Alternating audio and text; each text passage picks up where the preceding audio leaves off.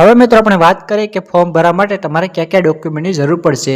તો મિત્રો અહીં સમજી લો કે તમારે આ વર્ષે કયા કયા ડોક્યુમેન્ટની જરૂર પડશે। તો સૌથી પહેલા તો મિત્રો 2 માર્કશીટ એટલે કે ધોરણ 10ની માર્કશીટ અને ધોરણ 12ની માર્કશીટ તમારે કમ્પલસરી જરૂર પડશે। અને ત્રીજી માર્કશીટ છે તે નીટ 2026ની માર્કશીટ છે, બરોબર। એટલે કે 3 માર્કશીટ, તેમાં ધોરણ 10ની માર્કશીટ, ધોરણ 12ની માર્કશીટ અને નીટ 2026ની પરીક્ષા તમે આપી હોય તેની માર્કશીટની તમારે જરૂર પડશે।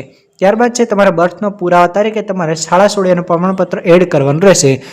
લિવિંગ સર્ટિફિકેટ કમ્પલસરી છે। જો તમે તમારી સ્કૂલમાંથી હજુ સુધી લિવિંગ સર્ટિફિકેટ LC એટલે કે શાળા છોડ્યાનું પ્રમાણપત્ર હજુ ના લાવ્યા હોય તો મિત્રો તમારી સ્કૂલમાંથી LC એટલે કે લિવિંગ સર્ટિફિકેટ લઈ આવજો, કારણ કે તે તમારા જન્મનો પુરાવો આપે છે અને તમારી જન્મ તારીખ પર રજૂ કરે છે। જન્મ તારીખના પુરાવા તરીકે પર તમે જે આગળ શાળા છોડ્યાનું પ્રમાણપત્ર એડ કરો છો તે બંને બાબતને કવર કરે છે। જન્મ સ્થળનો પુરાવો અને જન્મ તારીખનો પુરાવો તે બંનેમાં લિવિંગ સર્ટિફિકેટ છે, એટલે માત્ર તમારે લિવિંગ સર્ટિફિકેટ એક જ ડોક્યુમેન્ટ એડ કરવાનું રહેશે। ત્યારબાદ ખાસ છે કે ગુજરાત બહાર જન્મેલા ઉમેદવારો માટે ગુજરાત સરકારના અધિકૃત અધિકારી દ્વારા આપવામાં આવેલ ડોમિસાઇલ સર્ટિફિકેટ, જે વિદ્યાર્થીનો જન્મ ગુજરાત બહાર થયો છે તેમના માટે ડોમિસાઇલ સર્ટિફિકેટની જરૂર પડશે।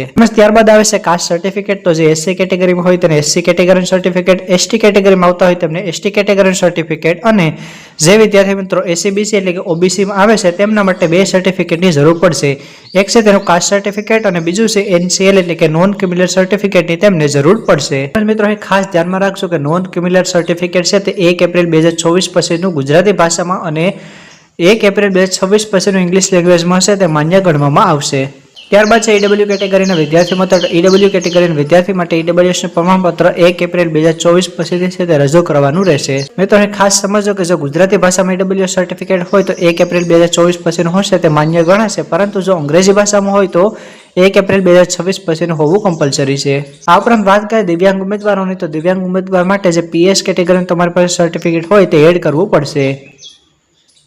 ત્યારબાદ છે OCI અથવા તો NRI ઉમેદવાર માટે, બરોબર, તો તેમને છે કેન્દ્ર સરકારના અધિકૃત અધિકારી દ્વારા આપવામાં આવેલ OCI કાર્ડ તે છે તે અપલોડ કરવું પડશે। ત્યારબાદ છે મેડિકલ ફિટનેસ સર્ટિફિકેટ અથવા તો ફિઝિકલ ફિટનેસ સર્ટિફિકેટ, તેના નમૂના આગળ આપેલા છે, તે હું તમને ક્યાંથી ડાઉનલોડ કરવો તે પણ શીખવાડીશ અને ક્યાંથી તમારે તેને કઢાવવું તે પણ હું તમને આગળ મેડિકલ ફિટનેસ સર્ટિફિકેટ વિશે સમજાવીશ, તેમાં જાણ આપીશ। ત્યારબાદ છે સંરક્ષણ અથવા અર્ધલક્ષરી કર્મચારીઓ અને પુત્ર પુત્રીઓ માટે ગુજરાત સરકારના અધિકૃત અધિકારી દ્વારા આપવામાં આવેલ સંરક્ષણ અથવા અર્ધલક્ષરી કર્મચારીનું ડોમિસાઇલ સર્ટિફિકેટ અને સક્ષમ અધિકારી દ્વારા જાહેર કરાયેલ બોનાફાઇડ સર્ટિફિકેટ। ત્યારબાદ એવા વિદ્યાર્થી કે જેમના મધર અથવા ફાધર છે તે સિવિલ સર્વિસમાં હોય છે તેમના માટે ગુજરાત રાજ્યના તેઓનું મૂળ પોસ્ટિંગના આદેશની વિગતો અને ત્યારબાદ વર્તમાન બદલીઓના આદેશની વિગતો હોય તેનું જે સર્ટિફિકેટ છે તમારે રજૂ કરવું પડશે।